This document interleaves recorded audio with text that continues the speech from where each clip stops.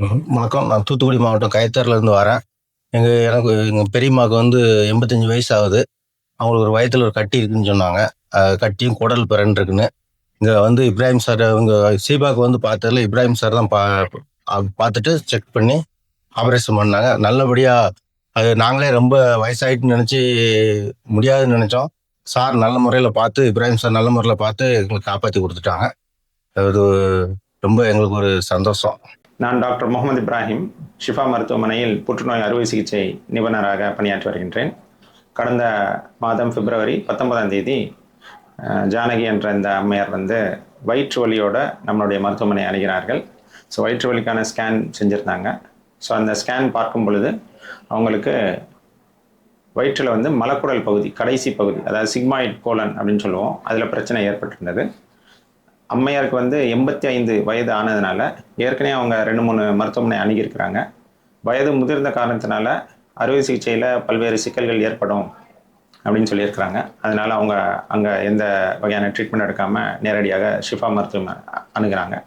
So நம்ம இந்த ஸ்கேன்லாம் பார்த்துட்டு டெஸ்ட்லாம் பார்த்ததில் அவங்களுக்கு மலக்குடல் பகுதி கம்ப்ளீட்டாக சுற்றி இருந்ததுனால மலக்குடல் வழியாக கேஸ் அல்லது மலம் போகிறதுல பிரச்சனை ஏற்பட்டிருந்தது, குடல் அடைப்பு ஏற்பட்டிருந்தது.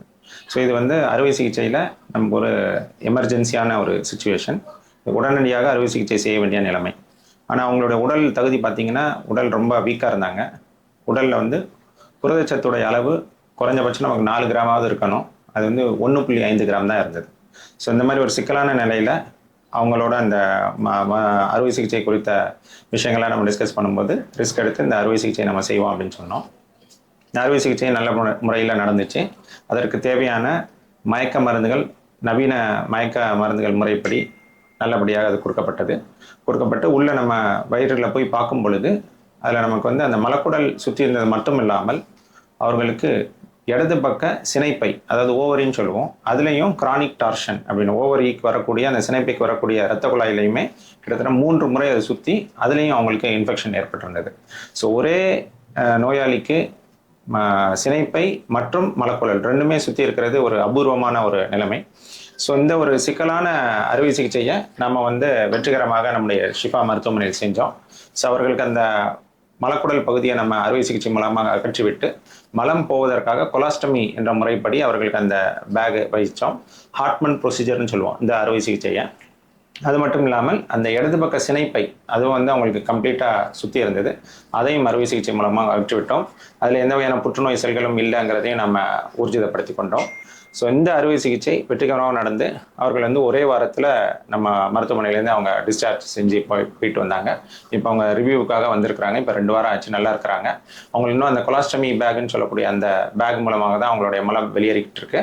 இவர்களுக்கு இனி ஒரு அறுவை சிகிச்சை ஒரு 6 வாரத்துலேருந்து 8 வாரம் கழித்து நம்ம செய்வோம். அவங்களுடைய புரதச்சத்து அளவு கூர்ன பிறகு அந்த அறுவை சிகிச்சை மூலம் செய்வதன் மூலமாக அவர்களுக்கு மலம் நார்மலான வழியில் போகிறதுக்கான வாய்ப்புகள் ஏற்படும். ஸோ இந்த மாதிரி ஒரு சிக்கலான அறுவை சிகிச்சை ஒரே நோயாளிக்கு சினைப்பை மற்றும் குடல் ரெண்டுத்துலையுமே சுற்றி இரத்த ஓட்டம் தடைபட்டிருக்கிறது வந்து ஒரு அபூர்வமான நிகழ்ச்சி. இதை வந்து நம்மளுடைய மருத்துவமனையில் நம்மளுடைய மருத்துவ ஊழியர்கள், மருத்துவர்கள், மயக்க நிபுணர்கள் மூலமாக ஐசியூவில் உள்ள சிறந்த நவீன சிகிச்சை முறையில் நம்ம வெற்றிகரமாக செய்திருக்கிறோம். நன்றி. இப்போ உங்களுக்கு எவ்வளோ நாள் வயிறு வலி இருந்தது? வயிறு வலி ஒரு 10 நாள் தான். 10 நாள் தான். நான் சாப்பிடுவேன், எல்லாம் செய்வேன், வேலையும் பார்த்துக்கிடுவேன்.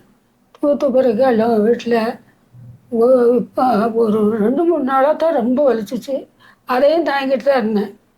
பிறகு எங்கள் ஊர் ஆஸ்பத்திரிக்கு கொண்டு போனோன்னா கோயில்பட்டிக்கு போனோம். கோயில்பட்டிக்கு போனோம். நீங்கள் விருதுநகர் போனால் தான் நல்லா இருக்கும், இங்கே திருநெல்வேலி போனால் தான் நல்லா இருப்பேன்னு நாங்கள் வந்துட்டோம். இங்கே வந்து வந்து 10 மணிக்கு பிறகு 12 மணிக்கு பிறகு நீங்கள் வந்து பண்ணி நீங்கள் தொட்டு எனக்கு நல்லா ஆகிடுது சார். நல்லது. ஆமாம், உப்பு இல்லைனாலும் கொஞ்சம் சாப்பிட்டுக்கிடுவேன். சண்டை போடுவேன், வீட்டில் சண்டை போட்டு சட்டை சாப்பிட்டுக்கிடுவேன். உப்பு சேர்க்க மாட்டேன். அவங்களுக்கு தெரியாமல் என் வீட்டுக்குள்ளேயே நடந்துக்கிடுவேன் ரேசா. அவங்களுக்கு தெரியக்கூடாது, நடக்க முடியாது அப்படின்ற நான் கேட்டேன். இப்போ எனக்கு உடம்புக்கு நல்லா இருக்கு சார். வயரெல்லாம் நீங்கள் தொட்டால் தான் வலிக்கும், இல்லைன்னா எனக்கு வலி இல்லை. வயரெல்லாம் வலி இல்லை. இப்போ அப்போ ஒரு மூச்சு அந்த என்னமோ ஒரு மருந்து வச்சு அதான் தையாக காந்துச்சு. ஒரு 5 நிமிஷம் சரி. நீங்கள் தொட்டையிலேருந்து எனக்கு நல்லா ஆயிடுச்சு நல்லா சார். ஆயிட்டு ஓகே. நல்ல ஆகாரம் சாப்பிடுங்க, ஒன்றும் சீக்கிரம் ஆறிடும். சரியா? சரி, முட்டை நீங்கள் மட்டும்தான் சார். சரி, எது சாப்பிட முடியுதோ சாப்பிடுங்க. ஆ